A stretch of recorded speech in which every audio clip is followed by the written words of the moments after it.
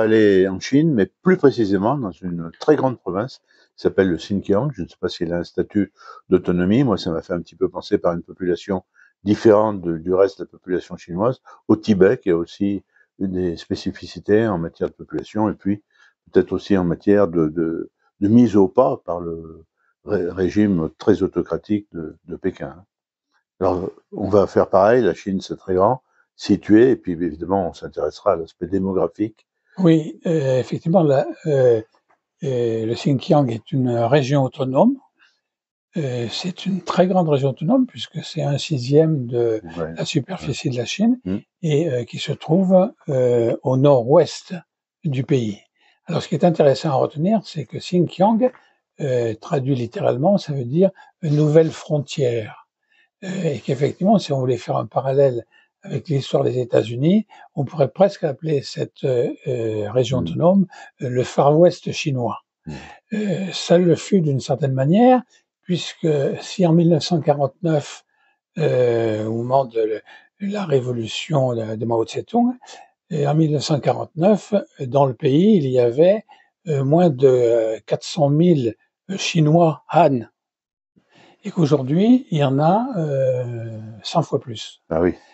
Parce que depuis 1949, mais surtout ces toutes dernières décennies, le gouvernement de Pékin a fait fonctionner cette région autonome, qui est autonome depuis les Oui, années j'allais vous poser la question de l'autonomie. 1950, qui est autonome depuis les années 1950. Eh bien, cette région est devenue un Far West chinois Ouais. avec une stratégie de peuplement Mm. par les Ah Han ouais, ouais. Mm. très, très, très Un peu comme au importante. Tibet. Oui, Ouais. mais au Tibet, je dirais que c'est symbolique. C'est par relatif quand je dis ça, Oui, mais moins massif. Mm. ça renvoie surtout à l'idée qu'on se fait de la signification culturelle, religieuse, Mm. idéologique du Mm. Tibet. Mm. Alors que sur le Xinjiang, c'est pas exactement ça. C'est une En population musulmane, turcophone, qu'on appelle les Ouïghours. Oui, Ouais. alors justement sur les Ouïghours, nous, quand on parle de cette région-là, on a tendance à considérer sous l'angle des Ouïghours et Mm. qu'on ne prend pas en compte le phénomène géographique qui est le Xinjiang, qui est une importante région autonome chinoise Mm.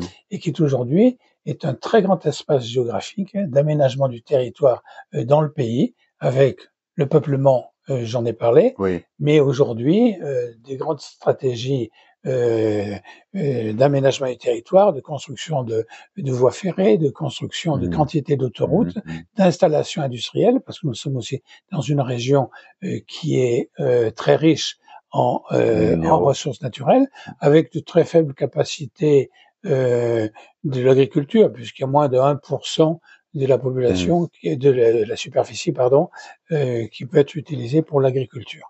Et cette région, ce qui est intéressant à prendre en compte aussi, c'est que d'une certaine manière, elle s'organise en plusieurs régions. Au nord, il y a une grande région qui est le Xinjiang du nord et du nord-ouest.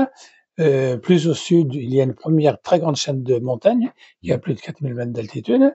Encore plus au sud, il y a une autre grande chaîne de montagnes qui est aussi à plus de 4000 mètres d'altitude et qui sont des plissements de montagnes qui sont Mm. dans la même logique que la formation de l'Himalaya, qui est pas très loin. D'accord. Et entre ces deux grands axes de montagnes, il y a le désert, un des déserts les plus secs du monde, qui est le désert du Taklamakan, et qui est un désert d'une aridité terrible, où il n'y a pas d'eau, sauf sur le pied des montagnes qui l'encadrent, où effectivement il y a une succession d'oasis, et c'est sur ces lignes d'oasis, au pied de ces montagnes qui encadrent le Taklamakan, le désert du Taklamakan, que passaient les routes de la soie historiques. Mm. Mm.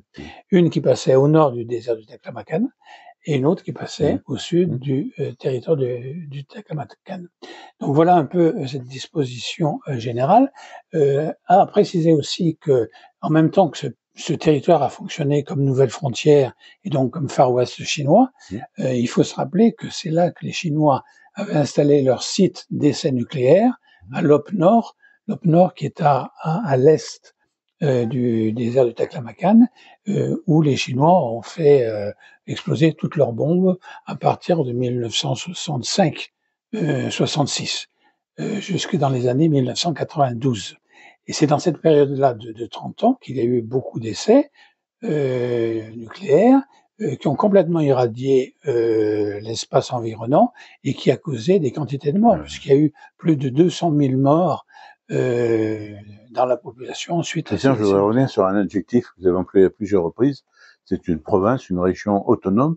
Qu'en est-il réellement de cette autonomie? Est-ce que, effectivement, c'est comparable avec ce qu'on peut voir, par exemple, d'une province canadienne, une comparaison qui me vient à l'esprit, où il y a un véritable gouvernement local, où on peut parler français et non pas l'anglais, par exemple? Oui, c'est une bonne question parce que quand les C'est Chinois sur le papier, l'autonomie. disent autonomie, ça ne veut pas dire forcément autonomie, puisque l'idée, c'est quand même de conserver une entité administrative puissante qui est le statut d'autonomie, mais dans un territoire, je l'ai dit, où il y a eu une montée en puissance considérable de la population Han, puisqu'aujourd'hui, s'il y a 42% des populations qui sont ouïghours, il y en a 41% qui sont Han. Et Pékin continue à vouloir modifier ce rapport de force.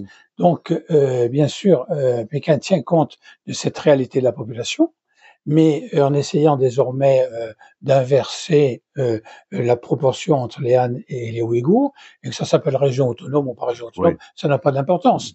C'est cette idée quand même que cette région-là est pilotée à distance par Pékin, mais de manière très serrée très ferme. et très ferme. Il y a un taux d'incarcération extrêmement élevé. Oui, alors alors là aussi, quand on lit ce territoire, souvent, nous on le lit sous l'angle des Ouïghours, qui sont effectivement une population qui souffre beaucoup de la mainmise des Han et qui sont retenus souvent dans des centres dits de formation et d'éducation professionnelle. Et il y a plus d'un million. Des usines-prisons, on parle. Voilà, oui, c'est Arbeit macht frei à une certaine époque, du temps d'Hitler.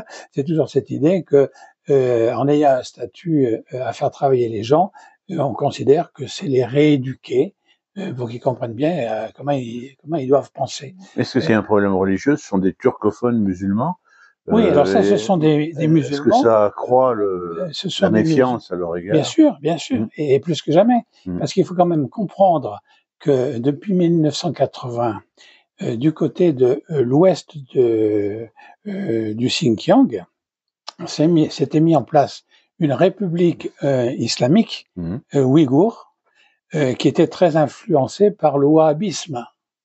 Et les Chinois, qui sont souvent moins naïfs que les Européens, ils ont vu venir le coup, si l'on peut dire, et ont donc abouti à serrer cette identité culturelle pour la maîtriser.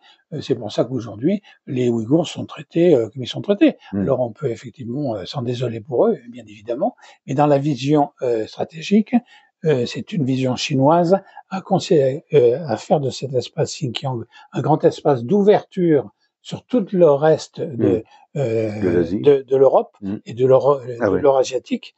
C'est pour ça que dans cette région, il y a beaucoup de voies ferrées, beaucoup d'autoroutes, beaucoup d'installations industrielles et qui débouchent sur Kashgar, qui est complètement à l'ouest du Xinjiang, qui est une ville pourtant très musulmane, mais que les Chinois font désormais fonctionner comme étant une zone économique spéciale, comme il y a les zones économiques spéciales sur le littoral chinois et du côté de Hong Kong. On a presque fini le quotidien Le Monde parlait d'une sinisation accélérée depuis quelques années. Oui, mais on peut le dire comme ça, c'est très élégant de le dire comme ça, mais il y a vraiment une main de fer à contenir l'influence islamique, alors de différentes manières, puisque depuis quelques décennies, le voile islamique est interdit, les barbes des hommes sont interdites, et qu'il y a même interdiction des prénoms